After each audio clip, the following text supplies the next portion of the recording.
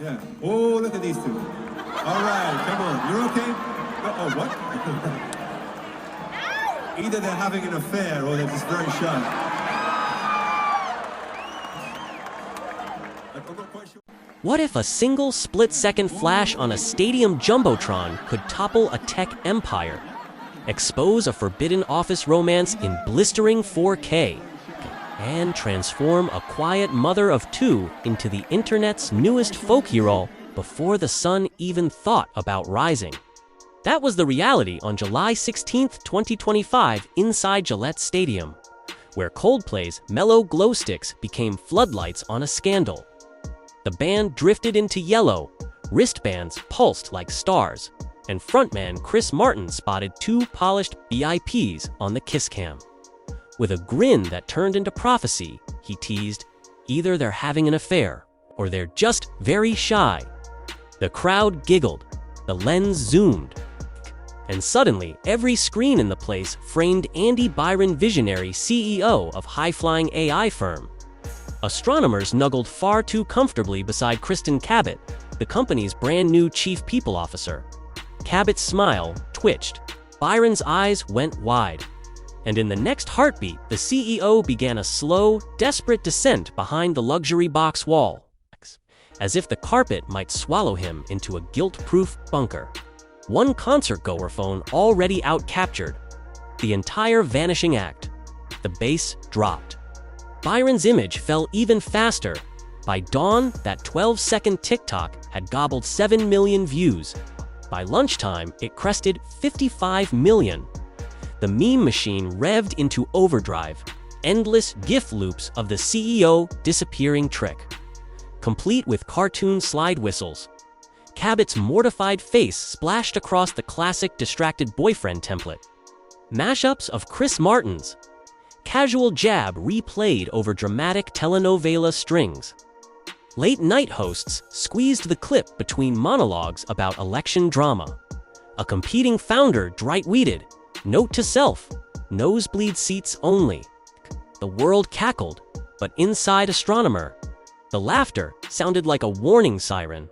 Board members lit up encrypted chats. Lawyers sketched worst-case flowcharts. Secondary market brokers quietly halted trading of Astronomer shares, terrified the valuation might melt faster than the CEO's dignity. For that afternoon, a frigid company statement slid onto LinkedIn. A formal investigation has commenced. We hold ourselves to the highest standards. Translation, damage control mode. Engaged. Yet the real punch in the jaw wasn't a corporate tidbit, it was simple irony. Kristen Cabot, the very leader hired to safeguard workplace ethics, had detonated the biggest HR hypocrisy grenade the internet had ever seen.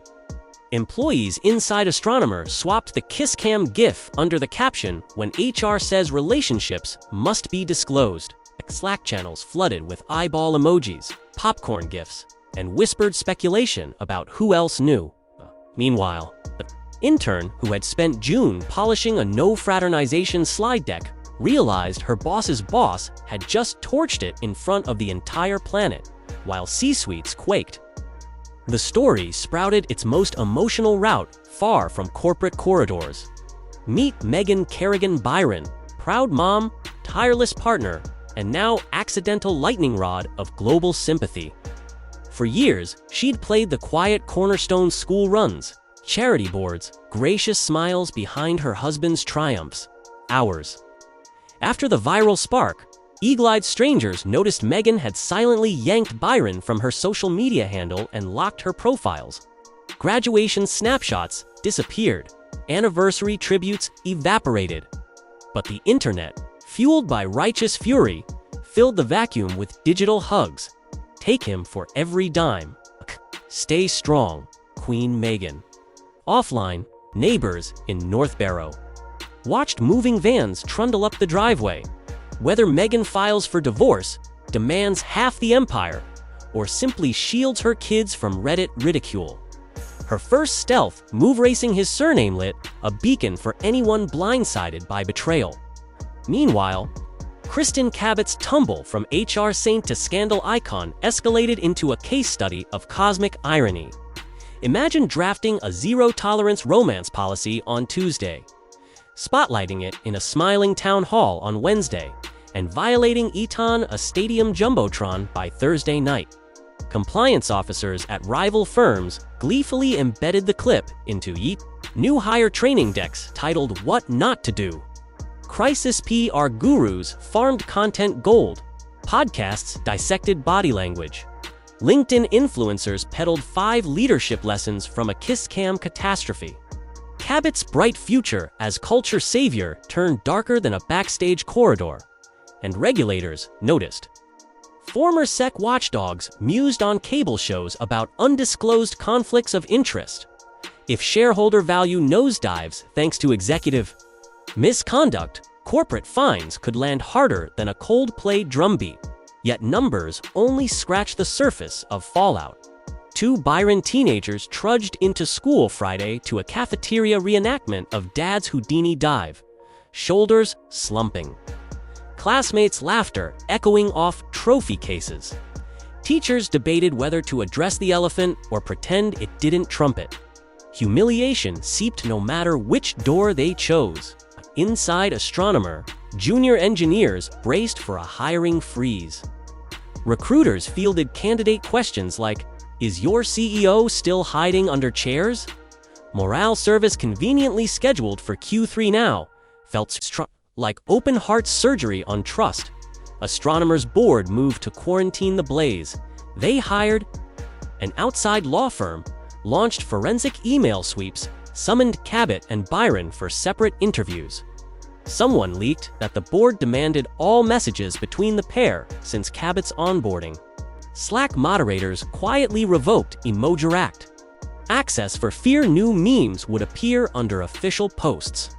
A Friday night all-hands, originally billed Summer Jam, morphed into a somber video call where acting coup Rita Schenck tried to calm 6,000 employees while comments scrolled, "Where's Andy?